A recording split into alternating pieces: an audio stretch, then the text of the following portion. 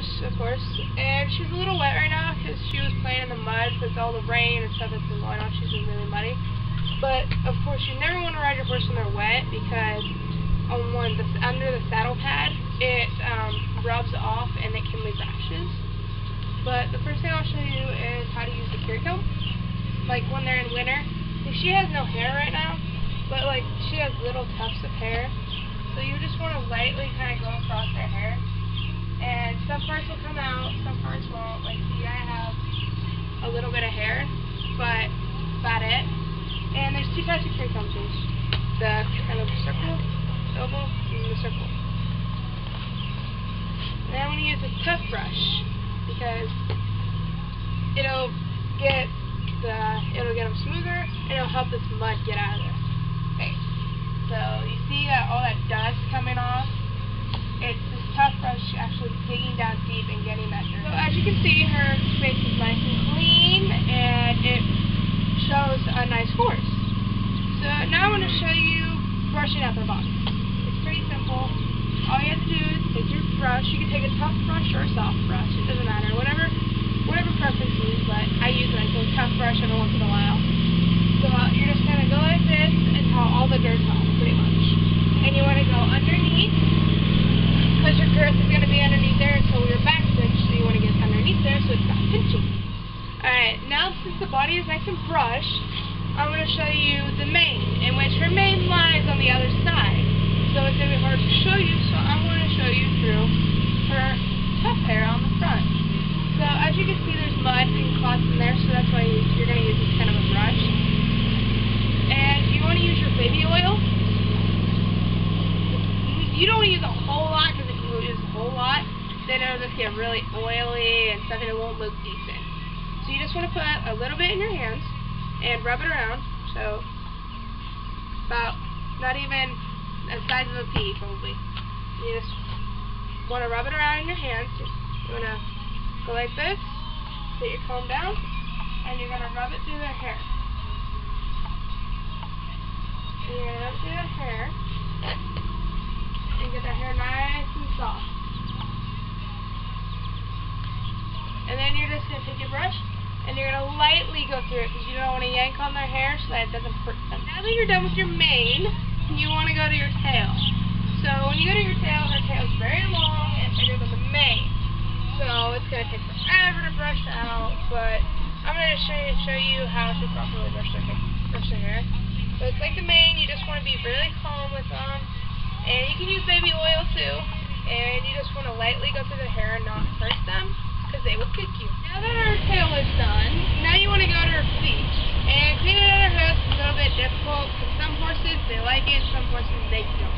So then you want to go to your trusty bag, you want to grab out your pick. And for this, you want your horse, you're going to go down her leg, and you want her to give it up. So you're going to tell her to give it up. Give it up.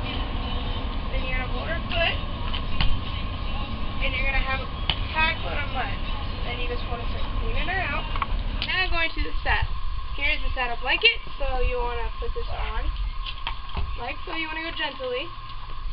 And you want to take your mane and you want to push it up so that it's not, ruffling around and it'll hurt her. And your saddle blanket's on. Nice. You want to make sure that it's even on both sides. You want to make sure that it's even. So you have to feel if it's even. And then you want to go to your saddle. And for your saddle, you want to make sure everything is tossed up and there's nothing in the way. And then you want to go and you want to flip it over the horse as gently as possible, not to spook. And then you're just going to let this step down slowly so that it doesn't hurt her in any way. And now you're just ready to saddle her. I saddled her up, and now she is all saddled up and ready to go. But the simple things is all you have to do is you have your back strap. And like I told you earlier, you want to be able to make a fist underneath of it so it's not too tight. And this is the one thing that it will hold it all together. And it's the girth. And you want to make sure that you can be able to fit 2 fingers in there and make sure it's not too tight. And you want to make sure it's even on both sides. And you always want to flip this up when you're doing it, because then you don't want to have too much struggle. And this is a cinch. And this is pretty much how you loop it together. her breast collar. It goes up underneath, and it hooks to your girth, and it also too has to be centered. It has to be pretty much even on both sides. It has to be centered, and it has to be the same. You just let that back down, and you're able to ride. Now, your bridle is going to be like the same thing. You have your, well, it holds it all together pretty much, kind of. It makes sure it stays on. You have your bit, which you want to make sure that you have 2 wrinkles right here, meaning that it's tight but not too tight.